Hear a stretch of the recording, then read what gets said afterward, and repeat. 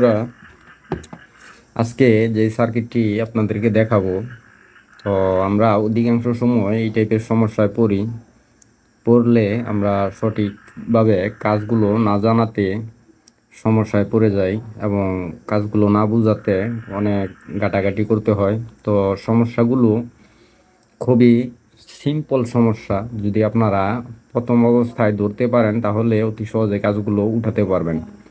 তো আমাদের এটি একটি আল্ট্রাস্লিম টিভি সার্কিট। তো সার্কিটটিতে আমরা সমস্যা পেয়েছি, টিভিটি এক সাইড কালো হয়ে যাচ্ছে এবং এক সাইডে ছবি দেখাচ্ছে, এই টাইপের সমস্যা দেখাচ্ছে। তো আমরা যখন টিভিটি খুলে নিয়ে এসেছি তখন টিভিটি আমরা ভালো করে সম্পূর্ণভাবে সার্কিটটিতে লক্ষ্য করেছি এবং দেখেছি। আমরা সব ভোল্টেজ ঠিক পাচ্ছি, এসটি উঠছে, সব কিছু ঠিক আছে।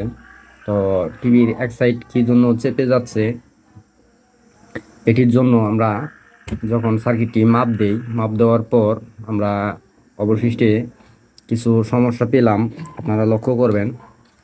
তো এইখানে লক্ষ্য করলে দেখবেন বেসের যে তারগুলো, এগুলো অধিকাংশ তার অটোমেটিক গুড়ি থেকে ফেটে ছিঁড়ে গেছে। তো আমরা যখন তারগুলো লাগিয়েছি তখন আমরা দেখলাম যে না, আমাদের টিভিতে এই সমস্যাটি থেকে যাচ্ছে। তখন আমরা যখন আমাদের এইখানের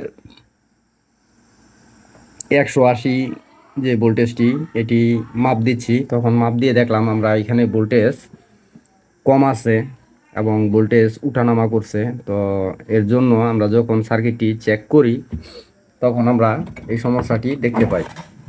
তো আপনারা লক্ষ্য করবেন এইখানে 250 ভোল্ট 10 ইউফের একটি ক্যাপাসিটারটি লড়ছে। তো আমরা যখন এটি লাড়া দেওয়ার পর আমি ফ্ল্যাশ লাইটটি জ্বালিয়ে নিচ্ছি, আপনারা লক্ষ্য করবেন। তো সার্কিটটি লাড়া দেওয়ার পর আমরা দেখি আমাদের এই ফিল্টারটি একটি ঠ্যাং মরিচায় ভেঙে রয়েছে। তো আমরা এই টান ক্যাপাসিটারটি যদি লাগানোর পর আমাদের কাজটি 100% ওকে হয়ে যাবে এবং আমাদের এখানে যে 180 ভোল্টেজ ড্রপ করতো এটি সম্পূর্ণ হয়ে যাবে। আর সম্পূর্ণ হলে আমাদের ছবি সম্পূর্ণ আকারে আসবে। তো আমি যেহেতু আমার বাসায় ভিডিও করছি, সেহেতু আমি আপনাদেরকে এটি প্র্যাকটিক্যাল করে দেখাতে পারছি না, কারণ এখানে টিউব নেই আর আমি সার্কিটটি দোকান থেকে নিয়ে এসেছি টিউব ছাড়াই। তো এই সমস্যার জন্য এরকম হয়েছে। তারপরও যদি আপনারা বুঝতে অসুবিধা হয়, লক্ষ্য করুন এটি 180 যে লাইনটি আমাদের ফ্লাইব্যাকের প্রথম পিন থেকে ডায়োড করে তারপর আমাদের এইখানে ক্যাপাসিটারে 180 ভোল্ট স্ট্রং করার জন্য ক্যাপাসিটারটি ব্যবহার করেছে এবং অপর যে লাইনটি এটি সরাসরি আমাদের কানেক্টরে 180-তে চলে এসেছে। তো আমাদের এর জন্য এই সমস্যাটি করছে। তো আপনাদের ক্ষেত্রে এই টাইপের সমস্যা হলে আশা করি আপনারা প্র্যাকটিক্যালি যখন করবেন তখন আপনারা দেখবেন।